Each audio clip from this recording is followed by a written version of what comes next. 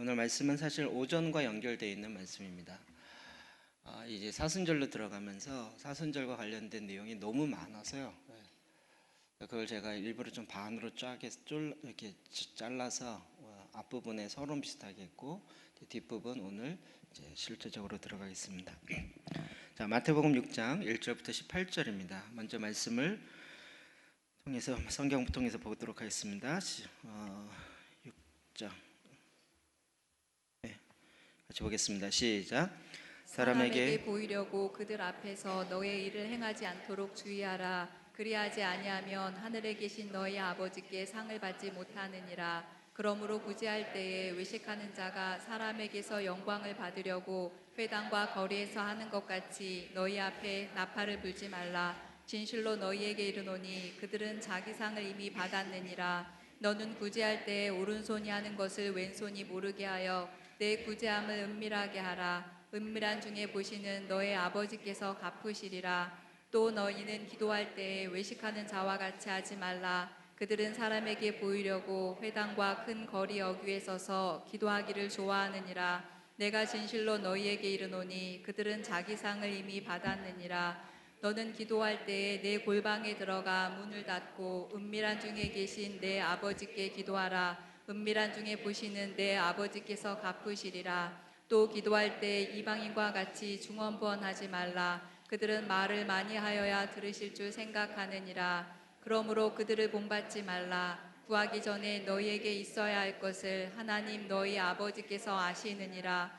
그러므로 너희는 이렇게 기도하라. 하늘에 계신 우리 아버지여, 이름이 거룩히 여김을 받으시오며 나라가 임하시오며 뜻이 하늘에서 이루어진 것 같이 땅에서도 이루어지이다. 오늘 우리에게 일용할 양식을 주시옵고 우리가 우리에게 죄 지은 자를 사하여 준 것 같이 우리 죄를 사하여 주시옵고 우리를 시험에 들게 하지 마시옵고 다만 악에서 구하시옵소서. 나라와 권세와 영광이 아버지께 영원히 있사옵나이다. 아멘. 너희가 사람의 잘못을 용서하면 너희 하늘 아버지께서도 너희 잘못을 용서하시려니와 너희가 사람의 잘못을 용서하지 아니하면 너희 아버지께서도 너희 잘못을 용서하지 아니하시리라. 금식할 때 너희는 외식하는 자들과 같이 슬픈 기색을 보이지 말라. 그들은 금식하는 것을 사람에게 보이려고 얼굴을 흉하게 하느니라. 내가 진실로 너희에게 이르노니 그들은 자기 상을 이미 받았느니라. 너는 금식할 때 머리에 기름을 바르고 얼굴을 씻으라. 이는 금식하는 자로 사람에게 보이지 않고 오직 은밀한 중에 계신 내 아버지께 보이게 하려 함이라. 은밀한 중에 보시는 내 아버지께서 갚으시리라. 아멘. 아멘. 저희가 이 사순절 진행이 처음이라 조금 생소한 부분이 많이 있겠지만 이게 보통 사순절 전 일주일, 오늘이 16일이니까 보통 이제 4월 12일이 부활절이거든요. 2달 남았잖아요. 이게 제가 계산해 보니까 8주가 남은 거더라고요. 그러면 일반적으로 지키는 사순절보다 훨씬 저희가 지금 빨리 진행하고 있어요. 이게 이제 왜 이렇게 빠른가? 준비 기간이 있다는 거예요. 초대교회에서 이 사순절을 40일 동안 해보는데 많은 성도가 그 사순절의 유익을 못 얻는 거죠. 왜 못 얻을까? 이것들을 영적 아비들이 계속 연구하고 또 하나님께 기도하면서 그렇구나. 이게 준비 없이 시작하니까 그 열매가 이루어지지 않는구나. 그래서 이제 준비 기간을 두게 되고요. 그다음에 우리 사순절 그러면 사순절 끝나고 보통 부활절 이렇게 진행되죠. 그런데 지금 초대교회는 그렇게 안 하고요. 사순절 끝나고 고난주간 7일이 또 되고요. 앞뒤로 이렇게 붙어요. 그래서 이게 이제 더 늘어나게 됩니다. 오늘은 사순절 이제 시작 전 주일이고요. 이제 내일부터 시작해서 사순절이 시작되어집니다. 보통 이 기간에 성경은요, 성경 일독을 합니다. 이 기간에 성경 일독. 이제 별로 어려움 아니시죠? 읽을 수 있겠죠. 구약도 4권이고 신약 1권이니까 일주일에 그러면 5주면 우리가 일독할 수 있다. 계산상으로는.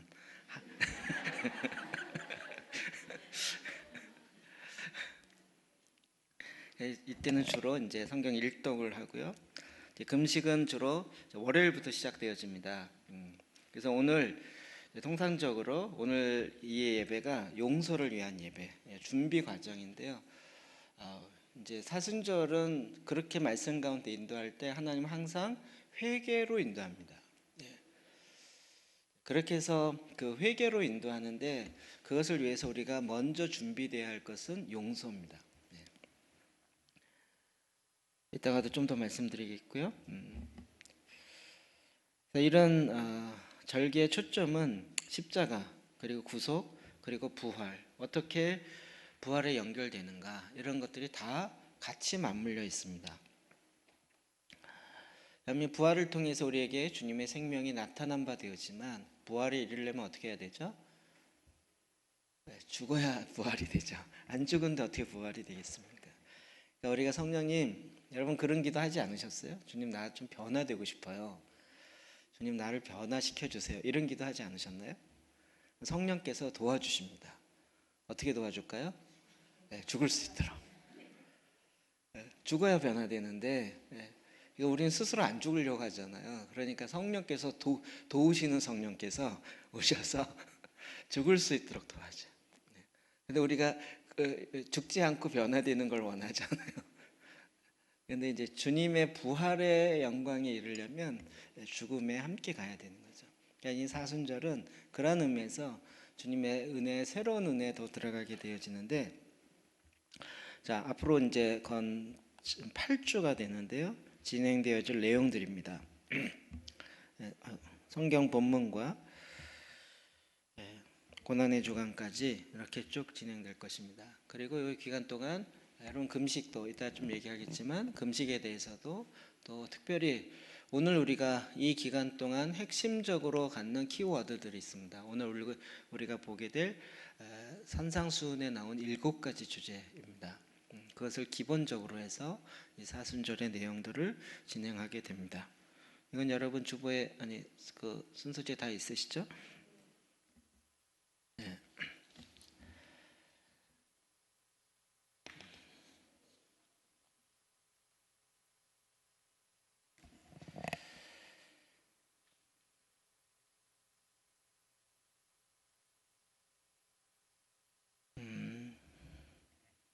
주님의 이 기간 동안에 하나님께서 우리로 하여금 부활의 영광을 참여하는 하나님의 새로운 은혜를 허락하실 것입니다.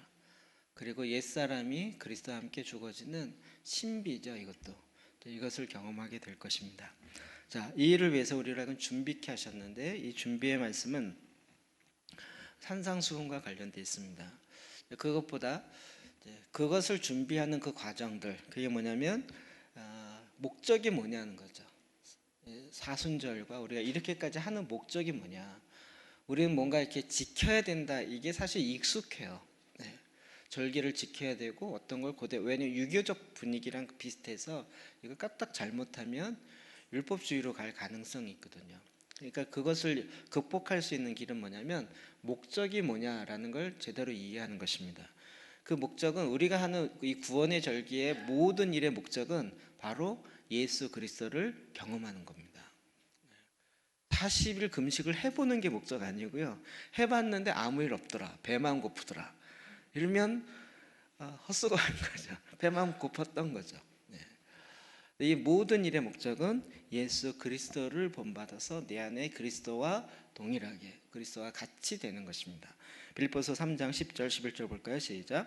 내가 그리스도와 그 부활의 권능과 그 고난의 참여함을 알고자 하여 그의 죽으심을 본받아 어떻게 해서든지 죽은 자 가운데서 부활에 이르려 하노니. 뭘 본받아요? 죽으심을 본받아. 이런 말씀들이 우리를 하고 힘들게 하죠. 그래서 저도 정말 교회 다니면서 편하게 변화될 수 있는 법, 내 자신이 편하게 변화될 수 있는 법, 이런 방법도 있으면 참 좋을 것 같아요.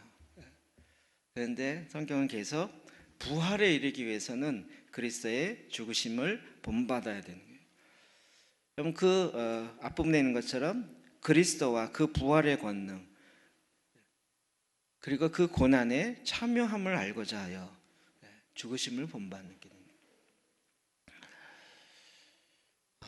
그러면 이 기간 동안에 특별히 그동안 해왔던 나의 방법, 내가 옳다라고 생각했던 것들을 내가 옳다라고 여겨지는 그 길, 여러분 그것을 좀 내려놓고 주님의 방법, 주님의 길, 주님이 인도하는 것을 우리가 순종하여 따라가 보는 그 훈련을 하기 시작하는 것입니다. 우리가 오늘 오전에 보았던 말씀이요, 신명기 8장 2절부터 6절 봅시다. 시작. 내 하나님 여호와께서 이 40년 동안에 내게 광야 길을 걷게 하신 것을 기억하라. 이는 너를 낮추시며 너를 시험하사 내 마음이 어떠한지 그 명령을 지키는지 지키지 않는지 알려 하심이라. 너를 낮추시며 너를 줄이게 하시며 또 너도 알지 못하며 내 조상들도 알지 못하던 만나를 내게 먹이신 것은 사람이 떡으로만 사는 것이 아니요 여호와 입에서 나오는 모든 말씀으로 사는 줄을 내가 알게 하려 하심이니라. 너는 사람이 그 아들을 징계함 같이 내 하나님 여호와께서 너를 징계하시는 줄 마음에 생각하고 내 하나님 여호와의 명령을 지켜 그의 길을 따라가며 그를 경외할지니라. 아멘. 왜 하나님 우리를 광야로 보내시는가? 하나님이 먹이시고 하나님이 어떻게 일하는지를 알게 하기 위함이에요. 여러분, 하나님이 우리를 돈으로부터 극복하여서 하나님보다 돈이 더 위대하고 하나님의 모든 먹을 것과 입을 것을 책임지신다는 것을 경험하려면 어디로 가야 될까요? 돈이 많은 데로 갈까요? 없는 데로 가야 될까요? 왜 광야로 가야 되는지 아시겠죠? 제가 이 돈에 대해서 많이 이제 훈련 받았었는데 지금 와서 보니까 그래서 있으나 없으나 별로 그것이 나에게 그렇게 영향을 미치지 못해요. 없어도 주님 말씀하시면 가기 시작하면 하나님이 필요한 거 다 채우시고, 뭐 많이 있다 그래도 이게 어차피 내게 아니고 하나님이 말씀하시는 대로 흘러갈 것이고, 약간 많이 있으면 관리해야 되니까 짜증이 좀 날 뿐이죠. 내가 차라리 네 마음대로 써라 그러면 아이고 그럴 텐데 이걸 또 관리를 잘못하면 이제 관리 부실의 책임이 저한테 오니까 제가 지금 제 서랍에요, 우리 교회 개척하고 처음에 중국 선교 갔다 왔잖아요. 그거 갔다 와서 돈이 남았어요. 그래서 거기에 중국 선교 갔다 온 잔금하고 나오는데 아직까지 그 봉투가 있어요. 한 40몇만 원 남았는데 중국 돈 얼마 하고 있는데요. 이게 뭐 어디 쓸 명분이 정확하게 있으면 그냥 딱 내겠는데 그게 지금 제 서랍에 8년째 있어요. 좀 쓸 일이 좀 나왔으면 좋겠어요. 저보고 쓰라 그러던지.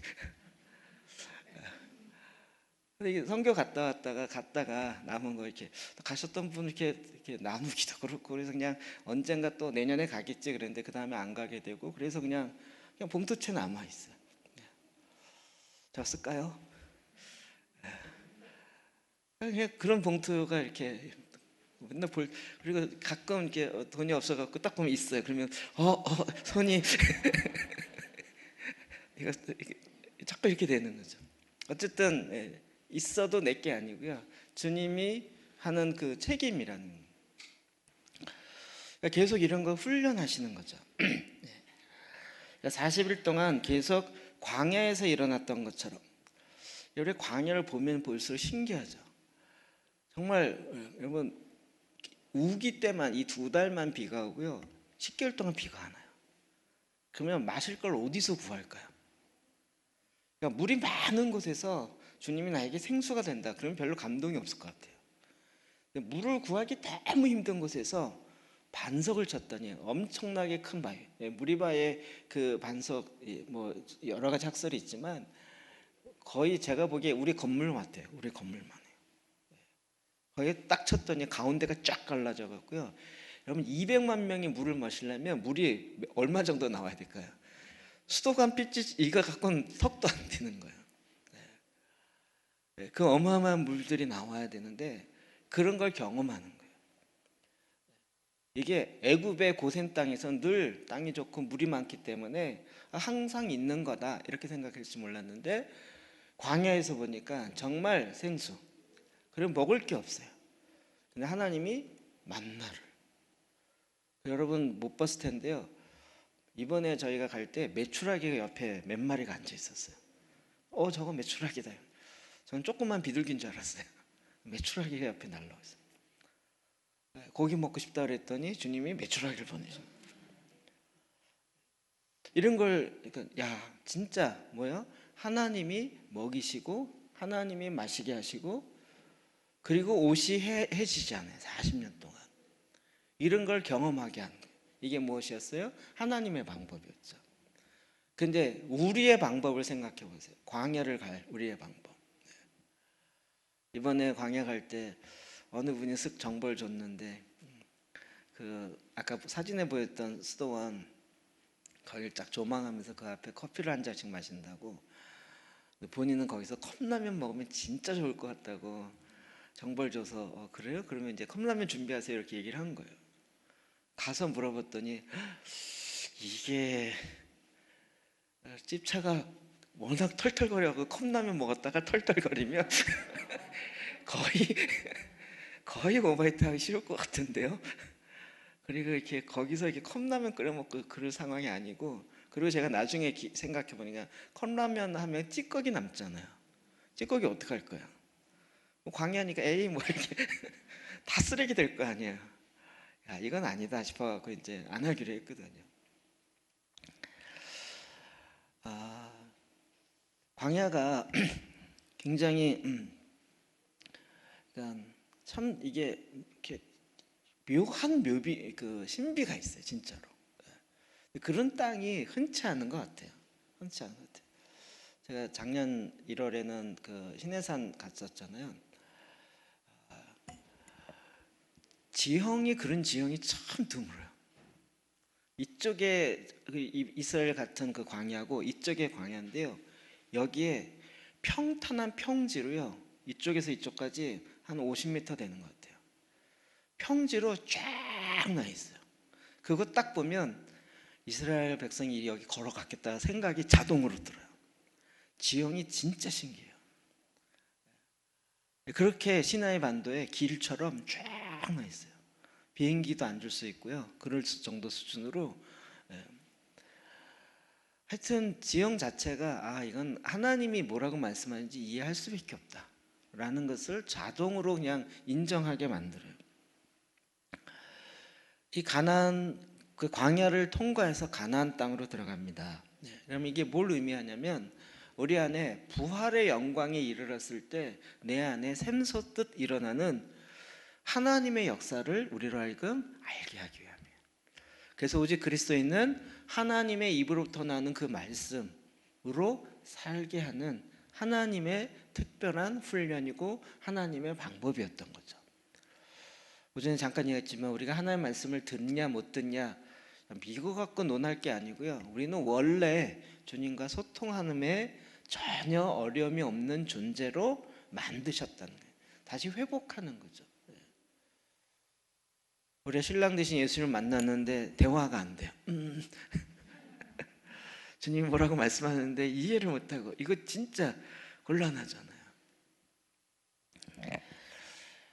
이제 우리로 하여금 정말 그리스도인의 삶이 무엇이고 주님과 함께하는 것이 무엇인지를 알게 하는 것, 이것이 광야였고 이것이 특별히 사순절에 40일 동안 우리가 하나님 앞에 스스로 그래서 광야에 들어가는 거예요.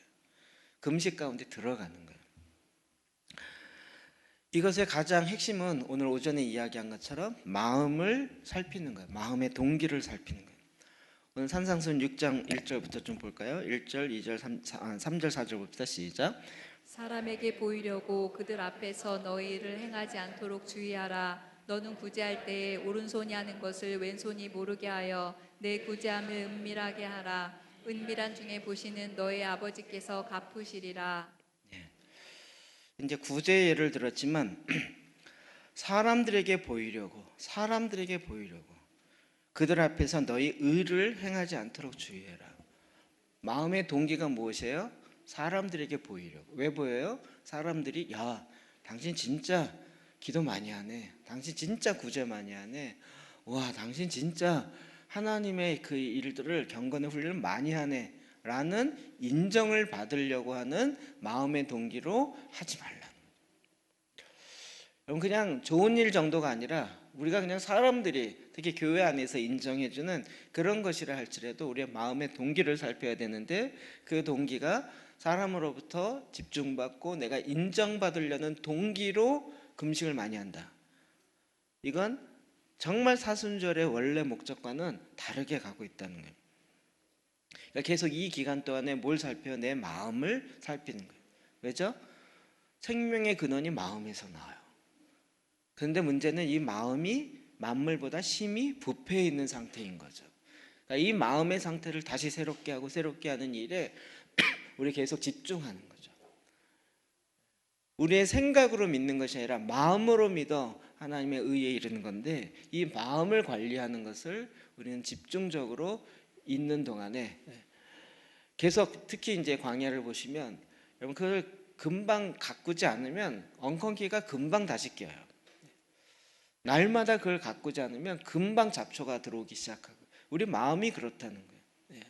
언제 한번 하나님의 은혜로 살았지만 그러나 관리하지 않고 그 안에 들어오는 잡초들을 뽑아내지 않으면 금방 잡초로 훅 물들어 버리는 게 우리의 마음의 상태가 되는 거죠.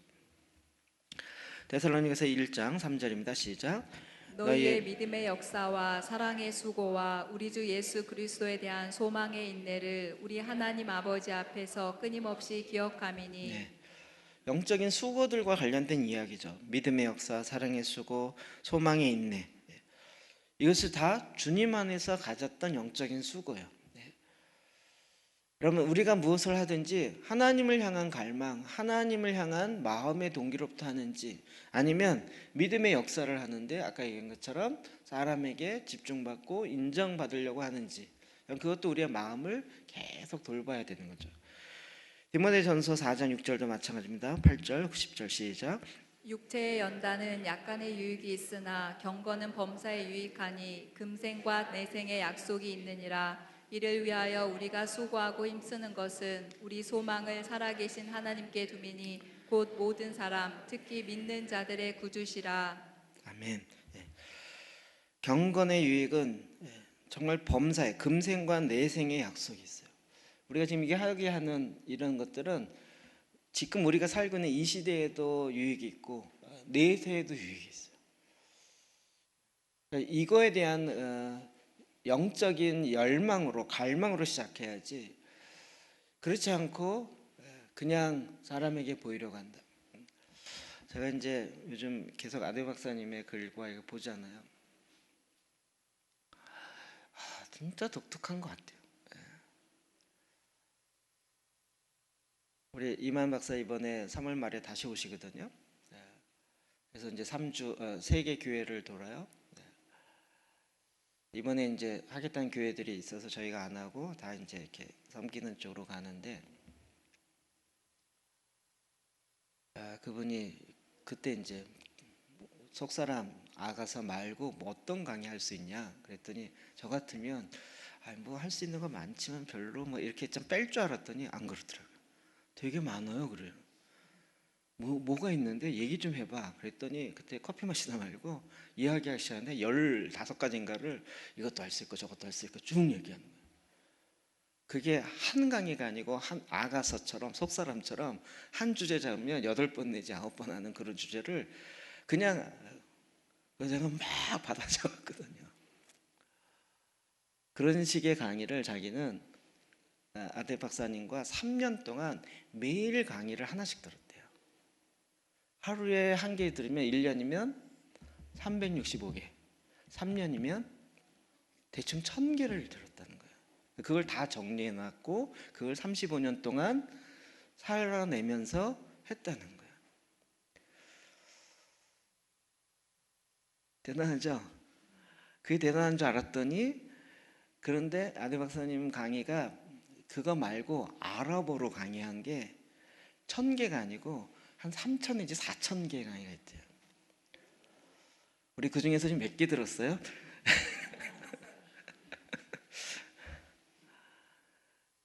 제가 보기에 이 정도면 진짜 어마어마한 그걸 책으로 다 낸다든지 그런데 본인은 절대 그런 거 없어요. 그분이 가진 거 거의 별로 없어요. 그냥 방 한 칸. 여행 다닐 때 가방이 커요. 제가 보기에는 전 재산을 다 갖고 다니는 것 같아요. 가방 하나에 넣고 다니는.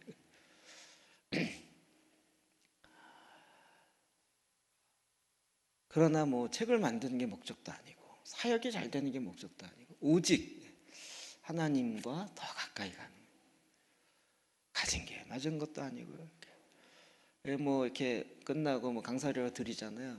그러면 감사합니다 이렇게 받아서 옆 사람에게 이렇게, 본인이 관리하는 돈이 없어요. 아예 삶 자체가 그래 버리니까요. 그리고 여름이나 겨울이나 신발이 똑같아요. 뭐 하여튼 삶 자체가 신기해요. 그런데 본인은 진짜 가난해요. 그런데 했던 내용들 보면 어마어마한 거예요. 근데 본인은 늘 자기는 아무것도 아니라고 얘기해요. 근데 처음에 진짜 그 말을 진짜 믿었죠. 아무것도 아니었구나. 이분 별거 아니구나. 뭐 이렇게.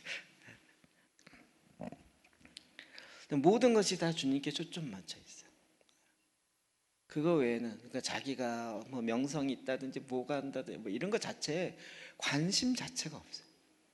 오직 정말 주님께 집중되고 주님이 마지막 때 하라고 하는 그 일. 자기에겐 특별히 서방과 동방을 연결해서 하나 되게 하는 이 일의 사명을, 참 독특한 데스티니잖아요. 서방과 동방을 연결해요. 과연 누가 이걸 하겠냐고요. 그 안에 그런 마음의 열망이 있는 거예요. 요한복음 5장 44절이요. 시작. 너희가 서로 영광을 취하고 유일하신 하나님께로부터 오는 영광을 구하지 아니하니 어찌 나를 믿을 수 있느냐. 우리도 참 이렇게 어릴수록 이런 것 같아요. 서로 영광을 취하려. 우리가 상처받는 이유는 뭐냐면 저 영광 내가 받아야 되는데 내가 아니고 절로 갔어. 그것 때문에 난 상처받았어요. 이런 걸로 막 상처받았네. 뭐 저 사람이 더 인정받고 나는 인정을 못 받았고 뭐 이런 것 때문에 상처받고 뭐 이러잖아요. 그런데 주님은 지금 뭐라 그러냐면 유일하신 하나님께로부터 오는 영광은 구하지 아니하니.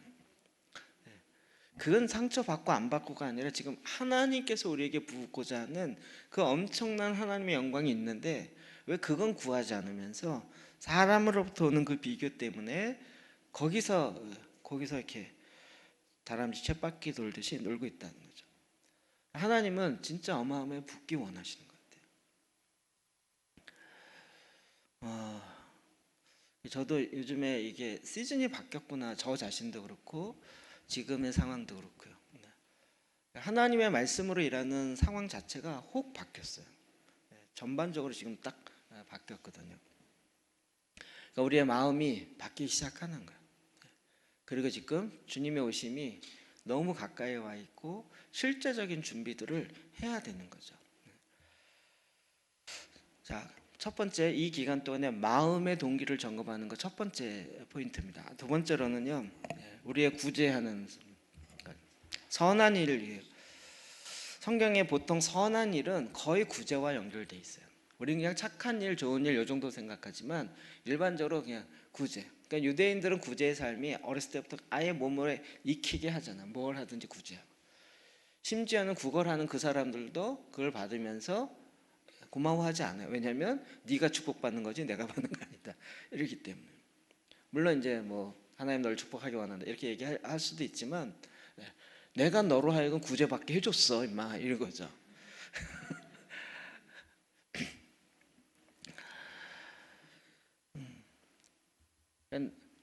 이 그 선한 일 특히 구제하는 것과 관련된 끊임없이 자기 희생이에요. 그러니까 이런 구제할 때 우린 자꾸 구제하고 나서 뭔가 결과를 바라려는 생각이 있어요. 적어도 감사라도 한다든지 고마워라도 한다든지. 그런데 사실은 구제 자체는요 그게 아니고요 자기 희생이 따르는 거예요.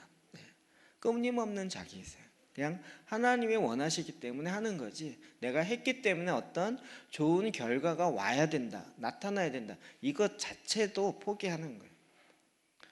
그냥 끊임없는 자기 희생의 삶을 사는 거죠. 그러니까 빈민들 빈민을 집에 들이며 헐벗은 자를 보며 입히고 권력을 피하여 스스로 숨지 아니하는 것. 이거 자체에 그냥 내가 이렇게 해줬으니 나에게 뭔가 업자 있겠지 이런 것 자체가 아니고요. 그냥 주님 앞에 주님의 그 마음으로 인해서 하는 것 그 자체에 불과한 거죠. 마태복음 20장 28절이요. 시작. 인자가 온 것은 섬김을 받으려 함이 아니라 도리어 섬기려 하고 자기 목숨을 많은 사람의 대속물로 주려 함이니라. 그렇기 때문에 사순절에는 특별히 다른 사람의 필요를 향해서 채워주고 섬기는 일들을 그냥 주님이 원하시는 마음 때문에 하는 거예요. 우리가 생각하는 이 구제하는 것, 선한 일 하는 것, 우리는 자꾸 이것이 뭔가 기록되기를 원해요. 기록되기를 원해요. 내가 몰래 구제하는 거를 어딘가 기록됐으면 좋겠다. 누군가가 몰래 봤으면 좋겠다 이거죠. 사람의 마음이 참 간사해요. 내가 몰래 한 거를 누군가가 몰래 봐서 저 사람 진짜 몰래 구제를 잘하는구나라고 인정하길 원하는 이런 것이 우리 안에 이게 복합적으로 쫙 깔려 있는 거예요. 일반적으로 사순절에 초대교회에서는 고기를 많이 안 먹는 쪽으로 갔어요. 비건 금식이라는 게 그런 거잖아요. 고기를 안 먹어요. 야채를. 근데 그게 하는 이유가 뭐였냐면 고기를 먹으려고 내는 경비를 줄여서 가난한 사람에게 더 많은 구제를 하려고 고기를 안 먹은 거예요.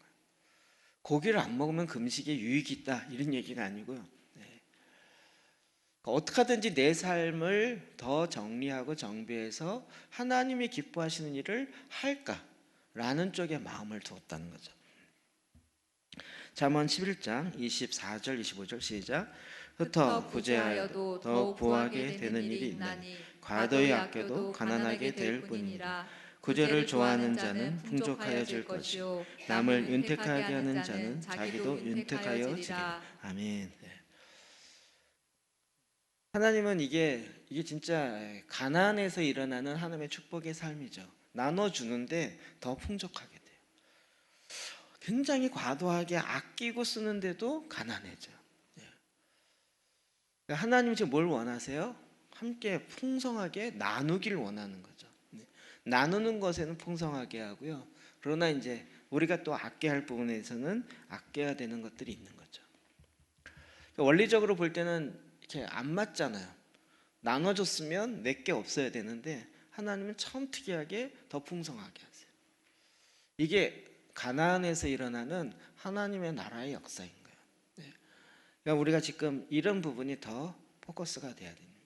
그러니까 한국은 지금 하나님이 더 많은 것들을 부어주고 나눠주게 하는 하나님의 놀라운 계획하심이 있어요. 계획하심이 있어요. 그래서 제가 보기에 아직 저희가 나눠줄 수 있는 풍성함들이 있어요. 한국 교회 안에는.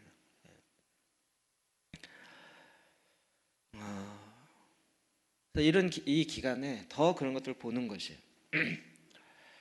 그래서 자기 희생에 대한 새로운 관점들을 갖는 거죠. 자기 희생에 대한. 자, 세 번째 포인트입니다. 기도하는 것이에요. 5절, 6절, 7절 다시 봅시다. 시작.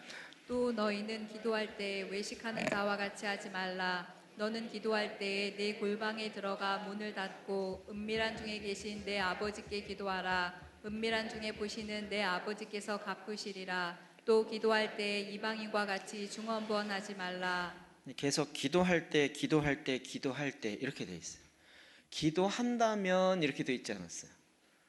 그 뭐죠? 조건절은 뭐예요? 아직 기도 안 하고 있어요. 너희가 만약 기도를 한다면 이렇게 이게 아니라 기도의 삶을 실제로 할 때 이렇게 얘기하는 거죠. 특별히 사순절 기도에는 보통 세 가지 방향 기도하는데 하나는 하나님을 향한 기도, 그건 시편 기도로 하고요. 그 다음에 자기 자신의 영적 필요를 위해서 하는 기도, 다른 사람을 위한 중보 기도. 보통 방향이 세 가지로 많이 기도합니다. 근데 초대교회에서는요 이런 용어 자체를 갖고 있었어요. 기도는 성령이고 성령님은 기도다. 기도에 대한 개념이 바로 잡히면 기도는 성령이에요. 우리가 기도하는 건 성령으로 말미암은 것이고 또 성령이 우리에게 임하실 때는 기도하게 하는 거예요. 같이 함께 연결돼서 가는 거죠. 9절에 또 봅시다. 시작. 그러므로 너희는 이렇게 기도하라. 하늘에 하늘에 계신 우리 아버지여, 이름이 거룩히 여김을 받으시오며. 하나님의 이름이 거룩히 여김을 받으시는 것.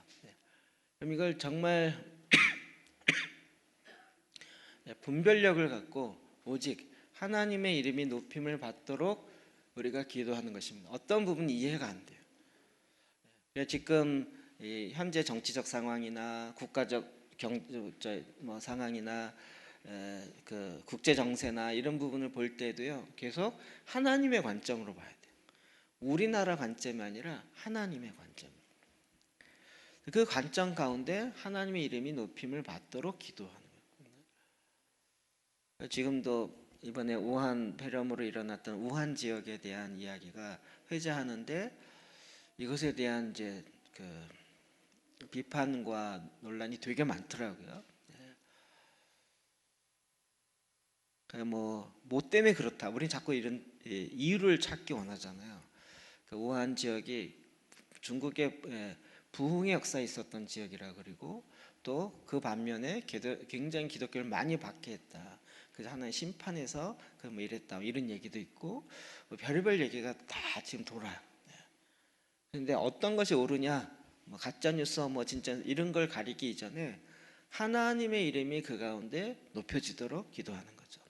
그 관점으로 계속 기도해야 되는 거예요. 그러니까 우리 안에, 우리 마음 속에서 뭐 새로운 정보를 갖고 기도한다, 이게 아니라 말씀으로 기도하면 이게 훨씬 더 수월해지는 거예요. 로마서 8장 15절 볼까요? 시작. 너희는 다시 무서워하는 종의 영을 받지 아니하고 양자의 영을 받았으므로 우리가 아빠 아버지라고 부르짖느니라. 아멘. 하나님이 기뻐하시는 그 기도, 그 자녀들이 그 기도를 하는 거예요. 초대교회는 그런 영적인 깊이를 경험을 많이 했다고 합니다. 하나님을 향한 기도, 뭐죠? 하나님을 섬기는 기도. 그 7 생물들이 주님 앞에 나와서 거룩하다, 거룩하다, 거룩하다. 그리고 주로 무슨 기도했다고요? 하나님을 섬기는 기도로 시편 기도를 했다는 거예요. 우리가 이때 지금 시편 갖고 기도하는데, 어느 날 갑자기 내 영의 눈이 열더니 천군 천사들이, 또 구약부터 시작하는 많은 믿음의 선진들이 같이 하나님을 찬양하는 그 기도를 하고 있어요. 알고 봤더니 시편을 하고 있는 거예요. 홍해를 건너게 하신 그의 의를 찬양할지어다. 그의 인자심이 영원하시다. 광야를 지나게 하신 그를 찬양할지어다. 그의 성실하심과 인자심이 이러면서 계속 찬양. 근데 거기에 내가 같이 있는 거예요. 그 시편의 기도는 그런 거죠. 그러니까 나를 위한 기도가 아니라 150편 자체가 다 그냥 주님을 찬양하는 거예요. 그럼 그것이 되는 건 뭐냐면, 내가 아버지가 기뻐하는 자녀라는 거예요. 내가 나를 위해서 뭔가를 해주고 아버지가 나에게 뭔가를 주기를 바라는 그런 기도가 아니라, 진짜 아버지 그 자체를 기뻐하고 즐거워하고 아버지의 기뻐하는 자녀가 되었음을 즐거함으로 올려드리는 기도가 되는 거예요. 그럼 이게 훨씬 좋지 않나요? 아버지 걸 많이 받은 아들이다, 이거보다 아버지가 가장 기뻐했던 아들이다, 이거요. 아직 전자가 더 좋으세요? 못 받은 게 너무 많아서. 에베소서 2장 18절 19절이요. 시작. 이는 그로 말미암아 우리들이 한 성령 안에서 아버지께 나아감을 얻게 하려 하심이라. 그러므로 이제부터 너희는 외인도 아니요 나그네도 아니요 오직 성도들과 동일한 시민이요 하나님의 권속이라. 아멘. 하나님의 권속, 하나님의 영적 가족이라는 거예요. 제가 그래서 헤브론 앞에서 우리 할아버지 무덤에 왔다고 이렇게 얘기했거든요. 영적 아비, 그 앞에서 우리가 같이 영적 가족이 되었어요. 그런데 이상하게도 이 이삭의 후예들은 지들만 아버지라고, 아브라함이 자기네 아버지라고만 이야기를 하는 거예요. 게다가 또 이삭의 후예들은 아니다, 하나님께 바친 게 이삭이 아니고 이스마엘이었다, 이래가면서 또 코란에 바꿔 써가지고요 이렇게 얘기하거든요. 그랬더니 우리가 진짜 쫙 나타나서, 야 싸우지 마, 니네 다 아브라함의 자손이야. 이르는 존재가 나타났다는 거야. 너는 뭐야? 그러면 나도 언약의 자녀야. 같은 형제야 우리. 이런 자들이 나타났다는 거예요. 유대인이세요? 막 유대인을 높이거나 막 이스마엘 막 이렇게 뭐 서자인 것처럼 불쌍, 이게 아니고요. 우리 모두가 다 하나님의 자녀. 너희들 아직 그거 몰랐어? 내가 알려줄게. 이래가면서 이르는 하나님의 자녀가 나타난 거예요. 감사하죠. 우리가 이런 자녀가 됐어. 양자의 영을 받아서 우리도 막 거기에 끼워준 게 감사하다. 이것뿐만 아니라 실제로는 이제 전 세계를 바라보면서 한 열방을 유업으로 삼는 하나님의 일하심이 같이 우리 안에 일어나는 거죠. 세 번째는요, 은둔인데요. 너는 기도할 때 내 골방에 들어가 문을 닫고 은밀한 중에 계신 내 아버지께 기도하라. 은밀한 중에 보신 내 아버지께서 갚으시리라. 이 은밀하다라는 것은 우리로 하여금 이게 지금 영적 원리들이요, 세상과 정반대로 가요.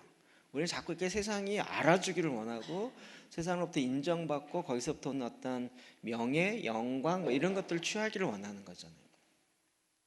그런데 주님은요, 은밀한 중에 계신 하나님께 은밀하게 기도하라는 거예요. 성경 이게 굉장히 중요한 거예요. 그래서 제가 눈에 얘기하지만 영성을 쫓아가시는 분들이 뭐 은사 막 이러다가 은사 그러다 이제 영성을 쫓아가요. 그럼 영성 가다 보면 이제 이 중세 캐톨릭 영성과 수도원 영성을 안 갈 수 없어요. 그런데 수도원 영성을 한참 갔던 사람은 그 다음으로 더 깊이 가다 보면 사막의 교부들로 가는 거예요. 그러면 광야의 수도원으로 가기 시작하는 거예요. 그래서 지금 어디까지 물어보면 이제 딱 답이 나오는, 어디까지 갔구나. 가장 깊이 있는 곳이 어디예요? 사막의 교부들이에요. 알렉산드리아라고 이야기하는 이집트의 제2수도라고 하는, 거기서부터 시작해서 광야로 들어갔던 사막의 교부 안토니우스. 여러분, 가장 깊이 있는 영성의 추구자들이라고 얘기해요. 여러분 지금 그쪽에 물을 먹고 있다는 거 아세요? 여러분이? 왜 모르세요? 그들은요, 어떻게 하면 더 은밀하게 들어갈 것인가? 사람들이 없는 곳에 어떻게 하면 더 들어갈 것인가? 막 사람들이 뭐 한 번, 1년에 한 번 나오는데 그때라도 만나보려고 막 줄을 서고 있고 기다리고 있으니까 아예 더 깊이 들어가고, 그 사막, 그 광야 꼴짜기에 진짜. 그런데 보니 이번에 설명을 들어보니까 그 수도원에서 기도하는 게 아니라 수도원 주변에 이렇게 보면 굴 같은 게 있어요. 거기 가서 주로 기도해요. 거기 가면 뭐 언제 내려올지 모르는 거죠. 오직 은밀하게 주님을 만나는 것에 포커스가 있어요. 지금 우리에게 놓쳐버린 게 이거죠. 자, 성경은 계속 이런 부분 이야기하고 있습니다. 시편 46편 6절 10절 읽읍시다. 시작. 만군의 여호와께서 우리와 함께 계시니 야곱의 하나님은 우리의 피난처시로다. 와서 여호와의 행적을 볼지어다. 그가 땅을 황무지로 만드셨도다. 그가 땅 끝까지 전쟁을 쉬게 하시며 활을 꺾고 창을 끊으며 수레를 불사르시는도다. 이르시기를 너희는 가만히 있어 내가 하나님 됨을 알지어다. 아멘. 너희는 가만히 있어서 하나님 됨을 알지어다. 이것이 다 뭐냐면 하나님의 하나님 되심을 너희는 가만히 있어서 하라는 거예요. 제가 이런 거 볼 때마다 참 창피할 때 많아요. 우리는 가만히 있으면 안 된다라고 생각하잖아요. 기도를 하더라도 해야 이게 뭔가 속이 털털한 게 퍽벌어지고 확 뚫려지고 뭐 이렇게 보잖아요. 조용히 가만히. 지난 여름에도 저희가 강의 끝나고 기도할 때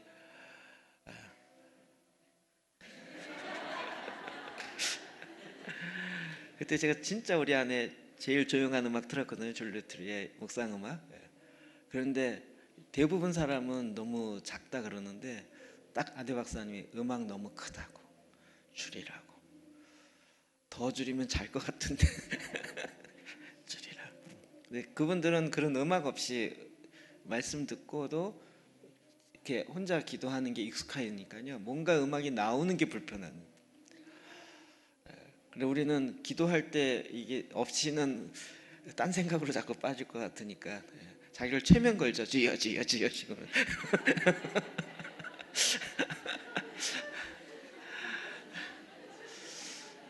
이게 이제 마음을 다루었던 사람들의 수준의 차이인 것 같아요. 이사야 30장 15절이요. 시작.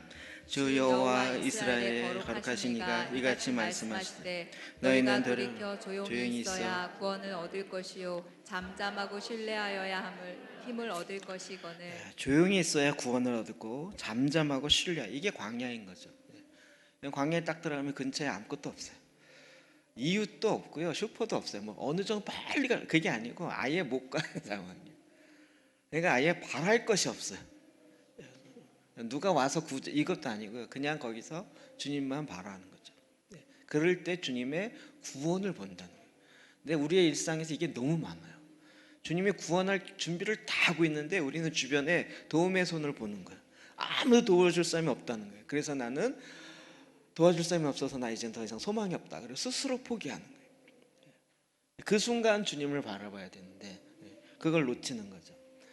우리는 계속 이 은둔이 정말 우리에게 가장 이 시즌에 회복돼야 될 것이에요. 스가랴 2장 13절이요. 시작.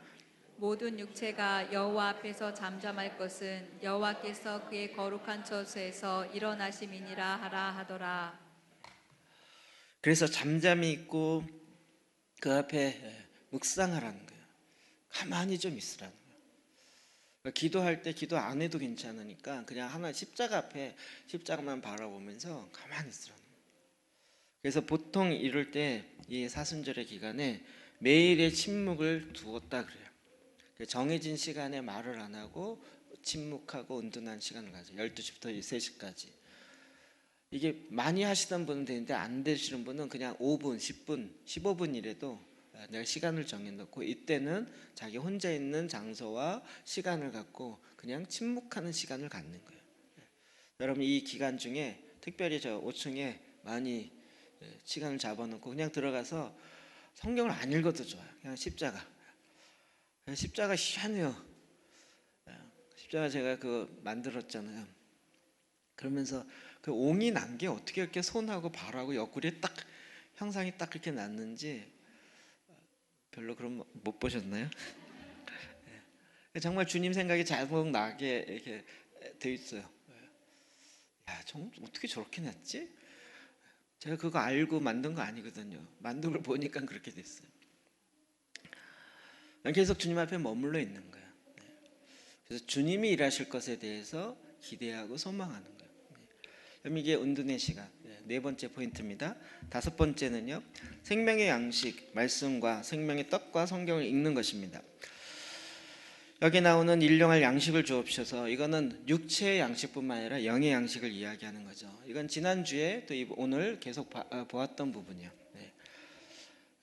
만나를 먹었어도 죽었어요. 근데 예수님이 오셔서 뭘 줘요? 생명의 떡을 주었다는 거예요. 우리는 지금 만나를 주십시오라고 구하는 것이 아니라 예수 그리스도를 구하는 거죠. 주님이 내 안에 거하고 주님이 내 안에 나를 통하여 주님과 같은 영으로 함께 나타나는 바 되는 거죠. 그래서 여러분 성경을 정말 많이 읽었어요.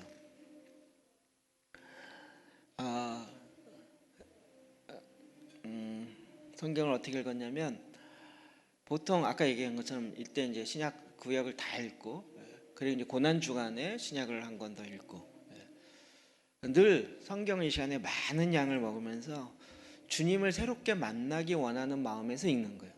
그냥 내가 한 권 띄었다 이 차원에서 아니고 그 말씀 속에서 주님의 새로운 모습을 보고 주님이 나에게 새롭게 다가오는 것들을 만나는 거죠.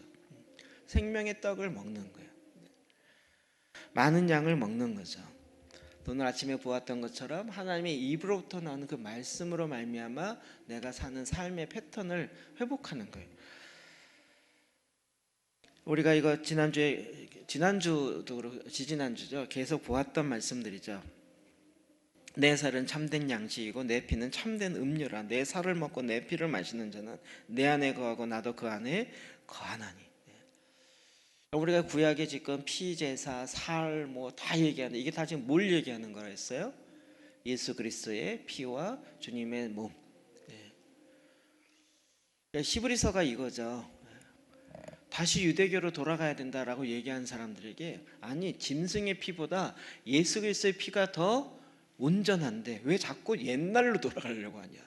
짐승의 피로 우리가 지금 레위기를 배우지만 레위기의 제사를 배운다가 아니라 그걸 들으면서 계속 뭘로 들어야 돼요? 예수님의 피와 예수님의 살. 계속 그 안에 내 안에 이게 다시 재해석되는 거죠. 우리는 상징, 모델 이걸로만 전에는 배웠지만 이제는 그것의 실제를 아는 거죠.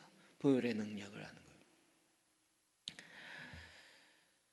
거예요. 주님은 우리에게 계속 이 말씀을 주시는 것이고 주님의 계시의 말씀으로 우리를 새롭게 하는 거죠.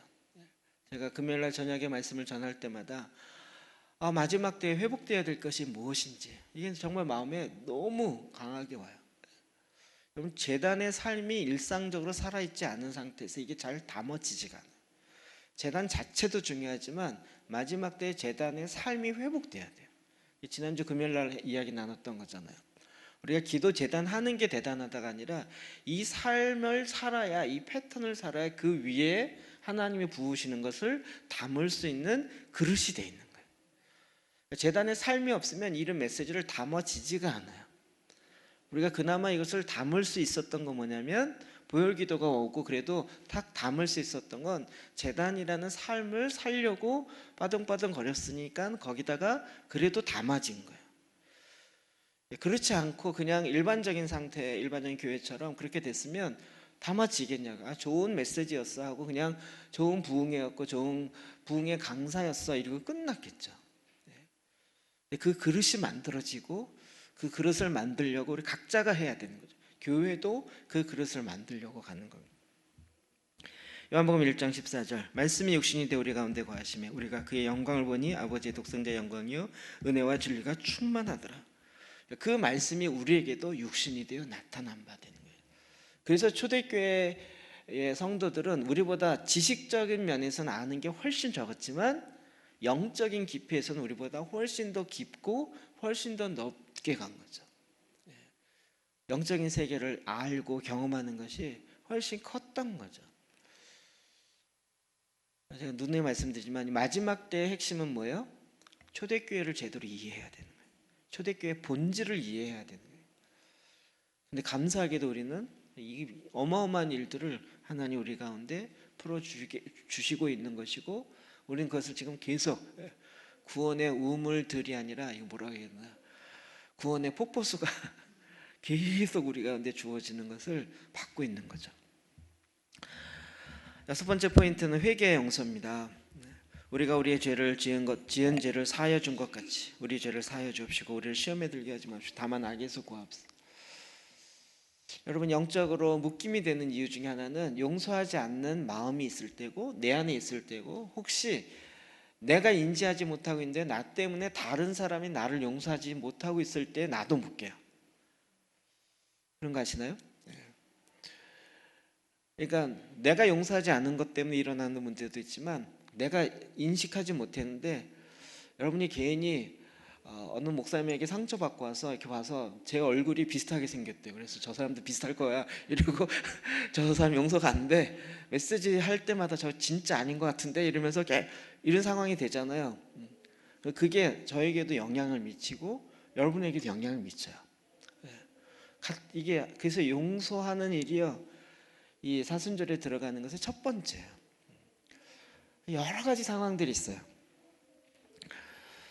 우리의 이 죄악으로부터 풀어지도록 서로 거기에 포커스가 있는 거예요. 여섯 번째는 금식인데요. 우리가 이야기하는 금식 이겁니다. 너희는 금식할 때 계속 얘기하는 거죠. 금식은 여러분 하나님의 천국에서 나팔을 불어대는 것 같다 그랬어요. 오전에 소개했던 금식기도 영적, 금식기도와 영성. 금식기도는 강력한 하나님이 우리에게 보여주시는 영적 무기예요. 하나님이 이 비밀을 알면 우리는 금식에 대한 이 깊이, 금식에 대한 즐거움을 아는 거죠. 이 시간에 금식할 때도 여러분이 안 했는데 처음부터 난 무조건 이렇게 되는 게 아니라 영적 페이스를 만드셔야 돼요. 나는 그냥 한 끼만 하겠다 뭐 이래도 되고요. 나는 뭐 이제 고기만 안 먹겠다 이래도 되고요. 나는 뭐 야채 음식을 하겠다, 아침 음식을 하겠다. 나는 뭐 그 뭐죠? 뭐 미디어 음식을 하겠다. 뭐 좋다고요. 나는 뭐 이제는 그 핸드폰에 유튜브를 안 보겠다. 뭐 이런 금식을 여러분 정하고 이 기간 동안은 내가 할 수 있는 그 기간 그걸 정하는 거예요. 그것을 하나님 앞에 내가 안 하기를 작정하고 그 시간에 하나님께 내어드리는 거예요. 우리가 일상적으로 금식하지만 그때 하나님께 집중하기가 쉽지 않은 거죠. 그럼 그 시간에 특별히 성경 읽는 것과 하나님께 나아가는 것에 집중하는 거예요. 요에서에 보면 시온에서 나팔을 불며 나의 거룩한 산에서 경고의 소리를 질러. 여러분 특별히 금식을 선언하는 거예요. 시온에서 나팔을 불어 거룩한 금식일을 정하고 성회를 소집하라. 성회를 소집하라. 요즘 계속 지금 저한테도 공문 오고 이런 게 나라를 위해서 금식하며 기도합시다 이런 공문들이 와요. 그래서 제가 이렇게 보고 그러면서 함께 하고 싶은 마음이 있는데 포인트가 제가 마음에 감동되는 것이 아닌 거예요. 나라를 위해서는 금식이 뭐냐면 하나님 앞에 우리가 죄악된 대한민국과 내가 범죄한 것이 무엇인지를 놓고 기도해야 되는데 그게 아니라 지금 나라가 공산주의화 되겠다는 말이에요. 그러니까 공산주의 되지 않도록 기도하자 이런 차원의 자꾸 기도 제목이 뭐 그렇게 느껴지고 그렇게 생각할 수 있어요. 아니면 나라가 완전히 적폐로 반대가 되어서 그러니 금식하자. 이건 뭘 전제하고 있어요? 이미 상대방을 비방하고 내 생각이 옳다라는 걸 전제하고 있어요. 그러면 하나님 앞에 나아가는 금식은 하나님 앞에 나가서 주님 내 생각이 옳다라는 걸 증명해 주십시오 라는 차원에서 금식이라면 포인트가 좀 다른 거죠. 지금 대한민국이 하나님 앞에 범죄하는 것이 있다니까요. 좌나 우나 상관없이 뭐요? 낙태 문제요, 아기를 죽이는 문제요, 가정의 이혼의 문제요. 그럼 세계 1위라니까요. 한국의 문제, 하나님 앞에 지금 범죄하고 있는 문제 심각한 것들이 너무 많아요. 좌우 상관없이.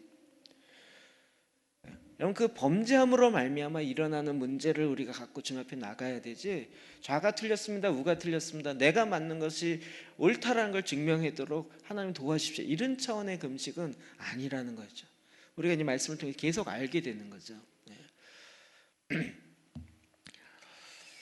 그래서 여러분 초대교회는 작은 분량을 일관성을 갖고 하는 것이 많은 분량을 일관성 없이 하는 것보다 더 많은 열매를 가져다 줍니다. 영적 아비들의 교훈과 같은 메시지였어요. 여러분 막 내가 한 권을 다 하리라 물론 좋은데 여러분 안 하시던 분은 작은 분량부터 하는 거예요. 성경 한 권 다 안 읽어도 괜찮아요. 그냥 신약만 좀 읽어도 괜찮아요. 자꾸 늘려가는 거예요. 처음에 그냥 3장만 읽다가 4장 읽고 5장 읽고 점점 늘려가는 거예요. 그러다가 이제는 정말 그 마음에 내가 영적 근육이 생기고 그 잡히면 성경을 말씀을 주님 앞에 나아가고 그리고 거기에 합당하게 금식의 삶을 살아가는 거죠. 이 7가지 포인트가요. 내가 지금 내 삶의 광야에서 하나님 앞에 가져야 될 중요한 포인트인 거예요. 앞으로 이제 내일부터 시작되어지는 이 사순절의 이 시작에 여러분이 정말 주님 앞에 이 구원의 절기의 시즌을 돌아가는 거예요. 그래서 사순절 있잖아요. 40일이잖아요. 그 다음에 고난의 줄기 있고 나서 부활 다음에 뭐가 있어요? 또 승천절까지 몇 시절이죠? 40일이 또 있어요. 이 40일이 있어야 이 승천절에 40일의 축제가 가능한 거예요. 부활하지 않았는데 무슨 축제를 하겠어요? 이 40일에 내 자신이 죽어지고 내 옛 자아가 깨지고 죽어지는 일들을 통해서 끝나는 것이 아니라 그 이후에 주님이 함께 하셔서 부활하는 부활의 생명을 누리고 그 기쁨을 즐거워하는 이 사순의 그 승천절에 임하기까지 그리고 열을 더해서 오순절 되는 거죠. 그러니까 하나님이 이것을 우리에게 매년 맛보게 하시려고 이 구원의 절기를 가게 하신 거죠. 네. 이젠 너무 확실히 좀 들어오시죠? 네. 그러니까 이게 뭐 맞냐 틀리냐 이런 걸 논할 필요가 없어요. 왜 일찍 하냐, 또 왜 또 그 고난주간 치료를 왜 늦냐 안 늦냐 이것 때문에 싸울 필요가 없이 그냥 내 마음에 기뻐하는 마음을 가지고 즐거움으로 주님의 형상에 동참되어지는 그리스도의 장성한 분량에 이르기를 갈망하는 그 마음으로 우리가 이 시즌으로 들어가는 것입니다. 기도하십시다.